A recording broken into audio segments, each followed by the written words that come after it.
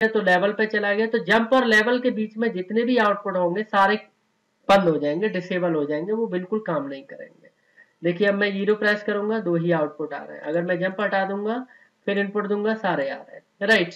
तो ये हो गया जंप। जंप का मतलब क्या हो गया कि जंप और लेवल के बीच में जितने भी आउटपुट है वो काम नहीं करेंगे। अगर जंप काम करेगा बाकी सब चलता रहेगा।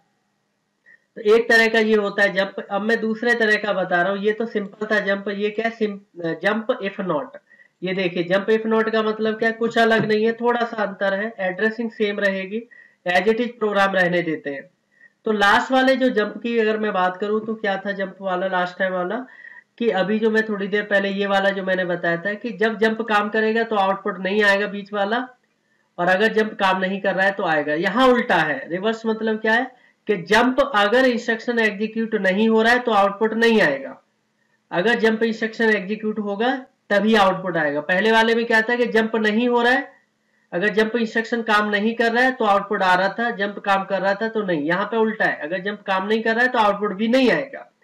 यानी देखिए अभी इनपुट 0 प्रेस करने पर सिर्फ 2 ही आउटपुट आ रहा है, जबकि जंप काम नहीं कर रहा है। पिछले वाले में क्या था कि जंप इंस्ट्रक्शन जब काम नहीं कर रहा था तो आउटपुट आ रहा था, यहाँ पे क्या है जंप काम नहीं कर रहा है तो आउटपुट भी नहीं आ रहा है। अब अगर मैंने जंप वाला इनपुट एनेबल किया यानी 1 नंबर, तो देखिए ये आउटपुट भी एक्टिव हो गया। अब सारे आउटपुट मेरे काम करेंगे, ये देखिए सारे काम कर रहे हैं। यानी यहाँ पे जंप एग्जीक्यूट होने पे सारे आउटपुट काम कर रहे हैं। अगर जंप नहीं होगा तो जंप और लेवल के बीच में जो आउटपुट है मेरा वो नहीं आएगा बिल्कुल भी। देखिए अभी सिर्फ 2 ही आउटपुट आ रहा है। अगर मैं ये एग्जीक्यूट कर दूंगा जंप तो इसके बीच वाला आउटपुट भी आएगा। यानी इस तरीके से दो मेरे पास जंप इंस्ट्रक्शन है जिनका कि आप यूज कर सकते हो प्रोग्रामिंग में। यही होता है हमारा जंप एंड लेवल इंस्ट्रक्शन। ये हम काफी ज्यादा यूज करते हैं प्रोग्राम में, इसका यूज करके काफी ज्यादा इम्प्लीमेंटेशन करते हैं, एग्जीक्यूट कराते हैं और कॉन्सेप्ट क्लियर करते हैं। तो इस तरीके से हमने यहाँ पे जंप इंस्ट्रक्शन देखा किस तरीके से यूज किया। आगे जो मैं अभी इसी में आपको बता देता हूँ कि हम मूव इंस्ट्रक्शन कैसे यूज करते हैं। तो मूव का मतलब क्या होता है, यहाँ पे देखेंगे ये जंप था, देन ये हमारा आ गया मूव। मूव का मतलब होता है वैल्यूज को सोर्स से कॉपी करके डेस्टिनेशन पे ले जाना। मूव का मतलब क्या होता है, सोर्स पे जो वैल्यू है, मूव में 2 इनपुट, एक इनपुट होता है एक आउटपुट। यानी अगर मैं यहाँ पे मूव क्लिक कर देता हूँ तो इसका मतलब क्या, सपोज यहाँ पे मैंने i0.0 इनपुट ले लिया और यहाँ पे एक वर्ड एड्रेस है MW0 पे कोई वैल्यू है, मैं चाहता हूँ MW2 पे भेजना, तो उसके लिए मैं क्या यूज करूंगा, मूव इंस्ट्रक्शन यूज करूंगा। तो अगर आप MW0 पे कोई वैल्यू रखना चाहते हैं तो उसके लिए आप क्या करेंगे, सपोज यहाँ से या यहाँ पे राइट क्लिक करके भी वैल्यू मॉडिफाई कर सकते हैं। जैसे मैंने 12 वैल्यू दे दी, तो 12 देने का मतलब क्या, जैसे ही मैंने इनपुट यहाँ से प्रेस करना है तो यहाँ से देखिए वैल्यू अभी थोड़ा चेंजेस वैल्यू आ रही है। तो मैं यहाँ पे क्या करने जा रहा हूँ, एक बिट मेमोरी ले लेता हूँ और MW मैं यहाँ से 0 ले लेता हूँ और एक और मैं ले लेता हूँ जिससे कि मुझे रिजल्ट मिल जाए।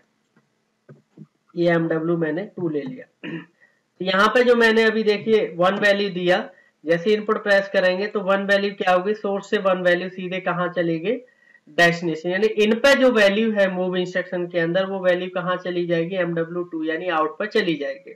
कोई भी वैल्यू आप यहाँ पे दीजिए, देखिए मैंने 25 दे दिया, जैसे ही इनपुट प्रेस करूंगा तो यहाँ पे 90। ये वैल्यू क्यों नहीं, देखिए यहाँ पे डेसिमल में इसलिए आ रहा है। यहाँ पे आप क्या करोगे, यहाँ पे एक बार फॉर्मेट चेंज कर लो रिप्रेजेंटेशन, तो आपको क्लियर हो जाएगा। जैसे ही आप यहाँ पे जैसे रिप्रेजेंटेशन चेंज करेंगे और यहाँ से इनपुट देंगे तो देखेंगे यहाँ पे, ये देखिए मैंने डेसिमल किया तो यहाँ पे 25। अभी देखिए यहाँ पे मैंने 10 लिया वैल्यू, यहाँ पे देखेंगे तो 10 MW0 पे वैल्यू है, वो सीधे MW2 पे चलेगी। तो मूव इंस्ट्रक्शन का यूज काफी ज्यादा करते हैं। जैसा कि मैं आपको बताऊं, अगर पीएलसी के अंदर कोई भी लॉजिक चल रहा है, आप चाहते हैं कि कोई भी वैल्यू, जैसे मोटर के कितने आरपीएम हो रहे हैं, टेम्परेचर कितना है, पीएलसी से जो भी कंट्रोल हो रहा है, अगर वैल्यू आपको एचएमआई या स्काडा पे देखनी हो तो उसके लिए मूव इंस्ट्रक्शन यूज करते हैं। आप चाहते हैं कि एचएमआई या स्काडा से कोई वैल्यू फीड करें तो पीएलसी के अंदर चेंजेज हो जाए, तो उसके लिए भी हम